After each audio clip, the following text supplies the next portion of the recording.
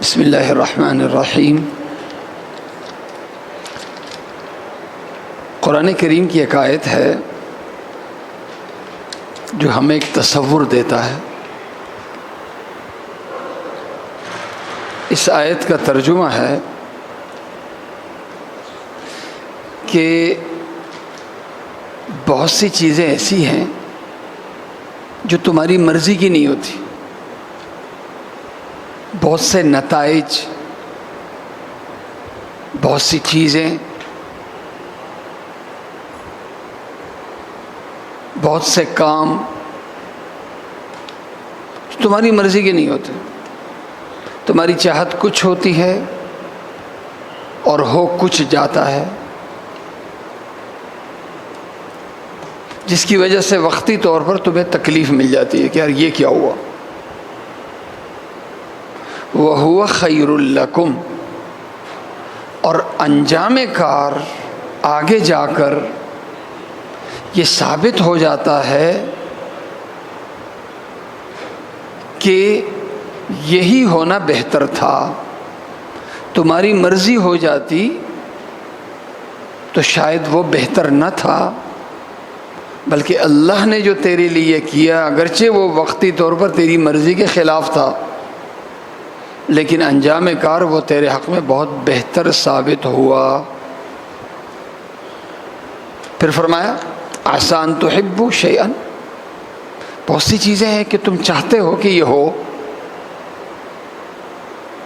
اور تمہاری مرضی کے مطابق ہو بھی جاتی ہیں۔ وَهُوَ شَرٌّ لَكُمْ، لیکن آگے جا کر یہ ثابت ہو جاتا ہے کہ تم نے اصرار کیا کہ چلے تمہاری مرضی، وہی ہو جو تمہاری چاہت ہے، لیکن انجام کار یہ ثابت ہوا کہ یہ اچھا نہیں ہوا، یہ نہ ہوتا تو بہت بہتر تھا۔ اسی سے علماء کرام نے ایک اصول نکالا ہے، رضا بقضا۔ رضا بقضا، اللہ کے فیصلے پہ راضی رہنا، اپنی قسمت پہ خوش رہنا، اپنی قسمت کا رونا نہ رونا۔ اور علماء نے لکھا ہے کہ انسان کی سب سے بڑی خوبی یہ ہے، ویسے تو مشہور ہے نا اخلاص بڑی خوبی ہے، نہیں، سب سے بڑی خوبی ہے رضا بقضا، کہ اللہ نے غریب بنایا ہے، غربت ہی اچھی۔ اللہ نے دولت دی ہوتی تو شاید دولت میرے لیے فتنہ بنتی، اسی لیے تو اللہ نے مجھے دولت نہیں دی۔ اللہ نے، میں نے کوشش کی کہ فلاں عہدہ فلاں نوکری مل جائے، مجھے نہیں ملی، اچھا ہوا نہیں ملی۔ اگر وہ نوکری مل جاتی، وہ عہدہ مل جاتا، شاید وہ میری گمراہی کا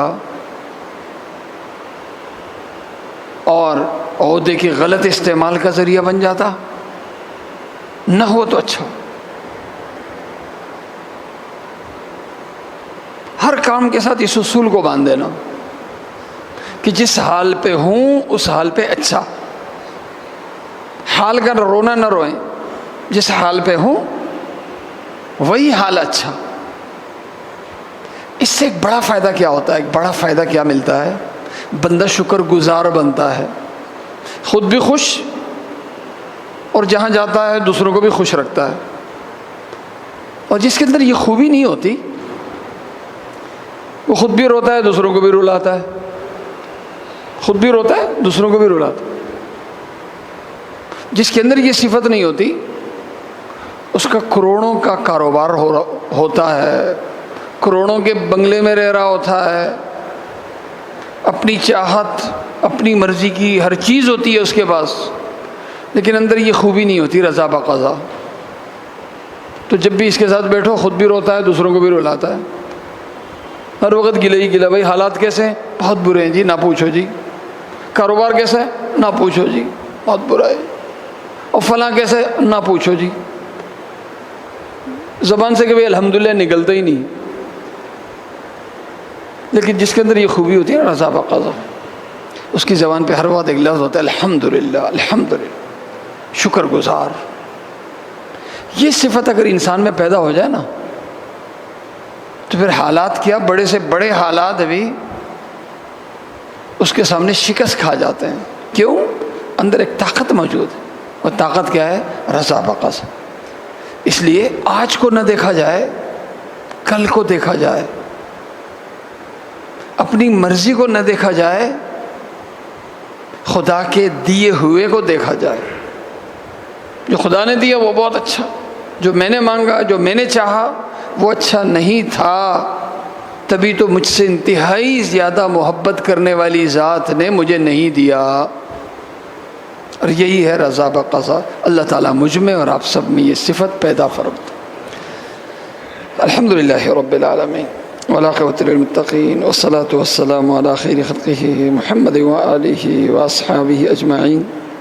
اللہم انا نسألک خیر ما سألک منہ نبیک محمد صلی اللہ علیہ وسلم، ونعوذ بک من شر ما استعاذ منہ نبیک محمد صلی اللہ علیہ وسلم، وانت المستعان وعلیک البلاغ ولا حول ولا قوة الا باللہ، وصلی اللہ تعالی علی خیر خلقہ محمد وآلہ واصحابہ اجمعین برحمتک یا ارحم الراحمین۔